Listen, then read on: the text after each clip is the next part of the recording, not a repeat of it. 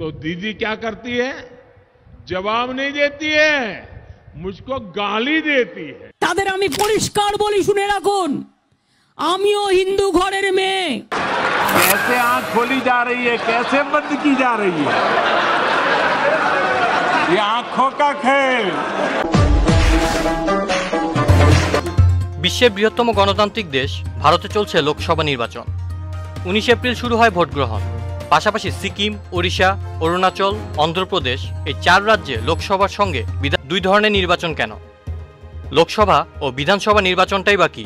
কোন নির্বাচনে জয়ী নেতারা তুলনামূলক বেশি শক্তিশালী? তো মার্চে ভারতের নির্বাচন কমিশন জানায়, ওদের উভয় কক্ষের সদস্যদেরই সাংসদ বা এমপি বলা হয়। রাজ্যসভা পরিচালনা করেন উপরাষ্ট্রপতি। লোকসভা পরিচালনার দায়িত্ব স্পিকারের, যিনি নির্বাচিত সদস্যদের ভোটে নির্বাচিত হন।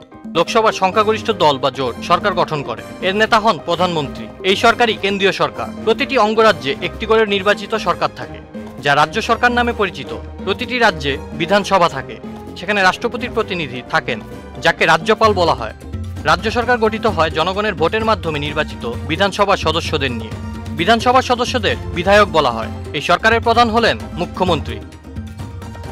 এছাড়াও ভারতে গ্রামীণ এলাকায় পঞ্চায়েত ব্যবস্থা চালু রয়েছে। নির্বাচনের মাধ্যমেই পঞ্চায়েত নির্বাচিত হয়, যার মাধ্যমে জেলা পরিষদ, পঞ্চায়েত সমিতি ও অঞ্চল পঞ্চায়েত গঠিত হয়।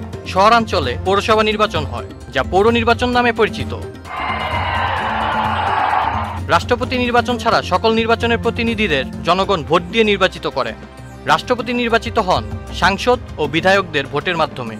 রাষ্ট্রপতি, লোকসভা, বিধানসভা, পঞ্চায়েত সবার মেয়াদি 5 বছরের জন্য হয়। नहीं मांगा गया था तो नहीं मांगा गया था तो नहीं मिलेगा कभी। তবে বিশেষ কারণে তার আগেও ভেঙে যেতে পারে সরকার। সংখ্যাগরিষ্ঠতা হারালে বা বিশেষ কারণে রাষ্ট্রপতির নির্দেশে ভেঙে যেতে পারে কেন্দ্রীয় সরকার। আউসাফুল ইসলাম আকিব, চ্যানেল আই।